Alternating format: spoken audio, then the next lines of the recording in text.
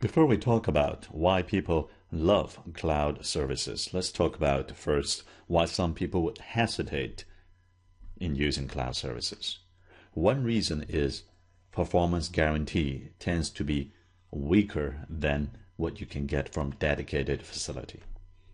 And this is a common thread of debate we have encountered many times already, and will encounter a couple of more times in this course. Back in Lecture 1, we talked about orthogonal versus non-orthogonal as an example of the tension between dedicated versus shared resource allocation. Just like packet switching versus circuit versus packet switching,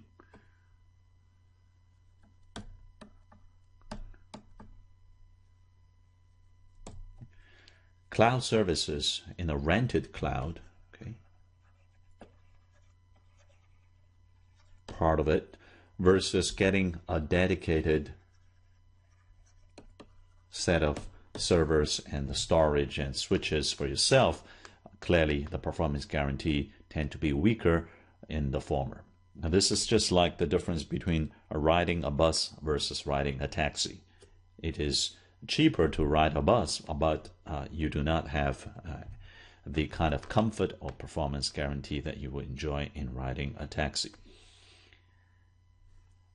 And yet perhaps the biggest reason that people hesitate in using cloud services, at least for some performance insensitive kind of application, is the fact that cloud may even be unavailable or not so reliable.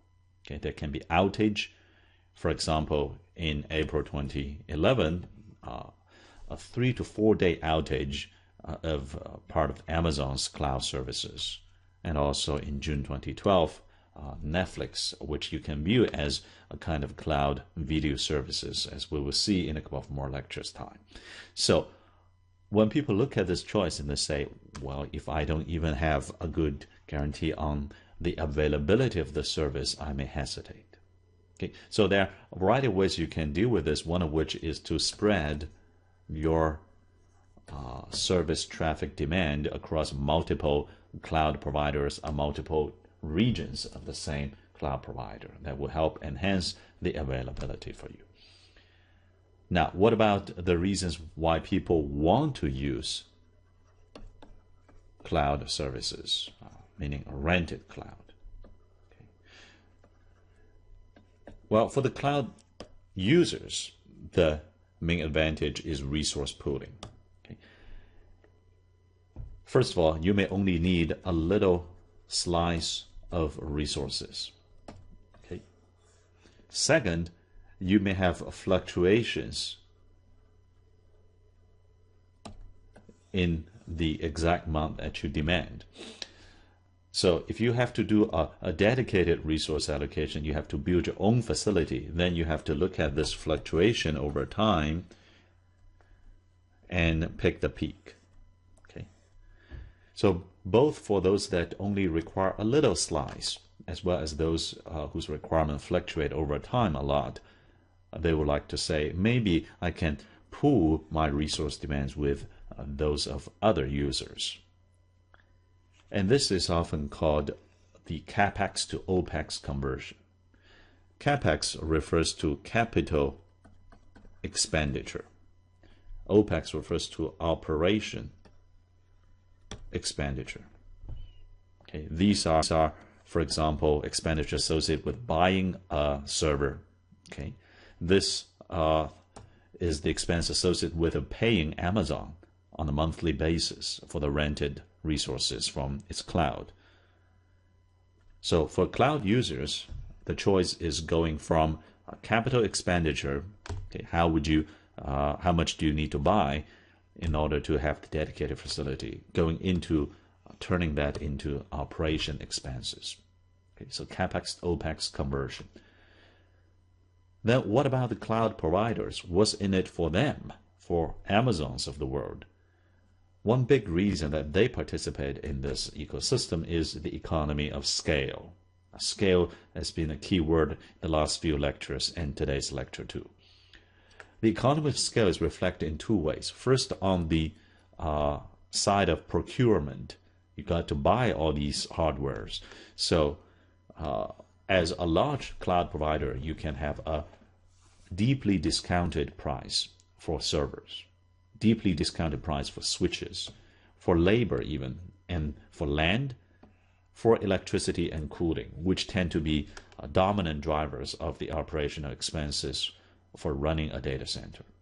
It consumes a lot of electricity, and sometimes the heat is so much that the cooling expense becomes the majority of the overall operation expense. So all these things take a lot of money, and if you have a large scale, you can buy it in bulk and receive major discounts.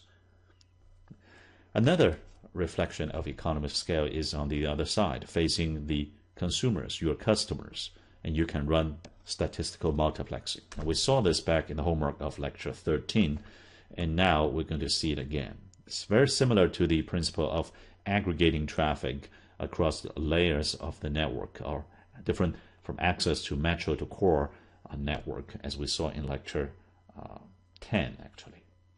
So this is the typical picture of statistical multiplexing. You've got, say, 3 users. Their traffic goes up and down over time. And then if you add them together, however, you see a smoother or a narrower dynamic range of the traffic demand over time. And this is the magic of adding many different traffic profiles together. Now, of course, you can also say maybe they peak all at the same time. Okay, that may be a popular hour of the day. Then you're going to see a big peak here no matter what in the aggregated form. In that case, the statistical multiplexing gain, the gain associated with one user peaking, the other user not using the network, will be not available. Then you may have to resort to techniques such as time-dependent pricing to shift some of that peak off to the valley. So this is all about scale. Without scale, there is no economy of scale on either the supply or the demand side of the cloud provider's business. So the question is, how can we scale it up? In fact, is scaling up even feasible? Now, we talked about 500,000 servers that we need to connect them. Okay, so how do we connect them? Connect them as a mesh, too many links connected to the tree. Maybe we'll see what's the problem with that in a minute. In fact, if you recall back to lecture 10, we already saw that high throughput connectivity for each node does not scale beyond a certain point. Just like you cannot make a router too big while maintaining high performance per node or per degree. Okay? Same thing, you cannot make a very fast and very large switch inside the data center network to connect all these 500,000 of these servers. So our challenge now is to figure out a way to achieve advantage of scale for the whole network without suffering the limitation of scale on each node. Each node may be hard to scale, and yet we want the all network to scale. How could that be? Well, maybe a tree. Now, we saw a tree back in lecture on the small world 9. Okay, we saw a tree back in last lecture 15 about P2P. Okay, in fact, we see multi-tree in P2P. Now, what about a tree here? All right, suppose we build a tree. For example, you've got 8 servers, and then you connect all these servers through a tree. Okay, the circles are the leaf nodes in the tree, and they are the servers. And then the rectangles are the switches. So similar to the model that we saw for algorithmic small world in lecture 9. Now, these switches are not too bad. Okay, they connect these two, and then they need to go up. Okay, assuming each pipe here is of a fixed unit capacity, I need 2 links to go up. All right, and these 2 also need to go up. So each of these switches is actually a 2x2 switch. Okay, 2 coming in, 2 going out. And then these become 4x4 switch. And then the root node in this case is a big switch, is a 8x8. Okay, you see it like 4x4 is actually 8 coming in, 1, 2, 3, 4, 5, 6, 7, 8.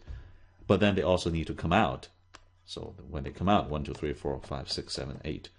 So if you want to talk to that server, okay, then you have to go through this switch, and go through this switch, go through this switch, come down this switch, come down this switch, and go over there.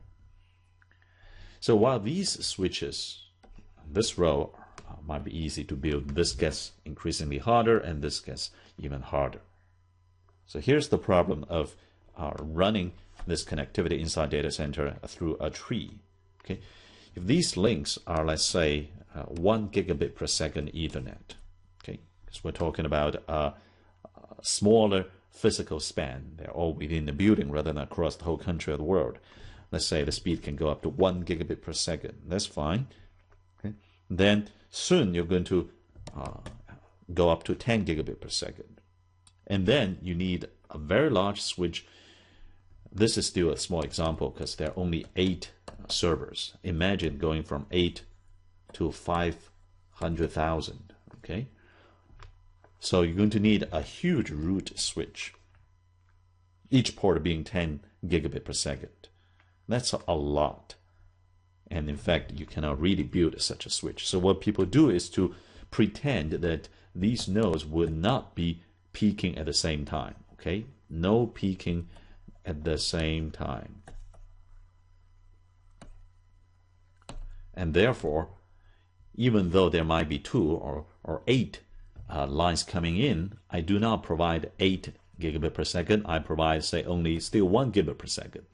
Okay, my hope is that if one of these servers need 1 gigabit per second, the other 7 servers would not need any capacity.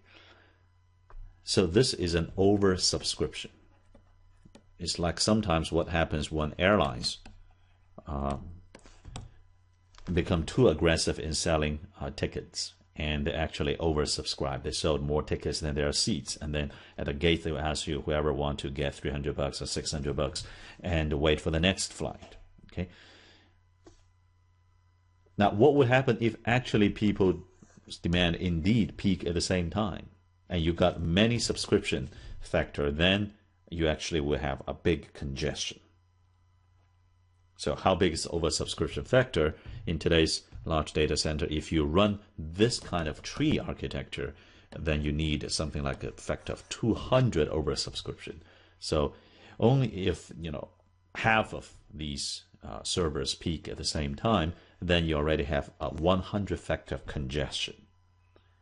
Now, we won't have time to talk about scheduling congestion control in a data center, but even those cannot deal with such a huge congestion. So building a tree is not going to work. What about building multiple trees? Well, the idea of building multiple trees works for P2P because the non-leaf nodes, like these kind of nodes, are also peers, and you can swap them into leaf nodes, put some leaf nodes up closer to the root in another tree. Okay. But in this case, these are actually switches, but these are the servers with CPU and memory and so on. So you cannot put them in the role of a switch and put the switch in the role of a server. So multi-tree won't work in this case either. Now what? How can we build large network? Well, an idea that is perhaps shocking when you first hear is that you can actually build large networks from small switches, just like you can build a reliable network from unreliable component.